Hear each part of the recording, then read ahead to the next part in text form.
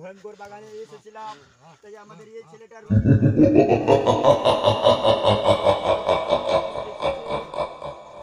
তার জন্য আমরা আপনার কাছে এসেছি বাবা। দয়া করে বলছি ছেলেটাকে সুস্থ করবেন। বল বাড়া কি ছেলেটা হঠাৎ তোরা রোগীর কাছ থেকে আমি দেখ কি হয়েছে বল।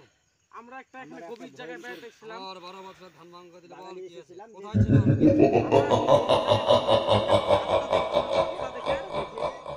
অজ্ঞান হয়ে পড়ে গেল।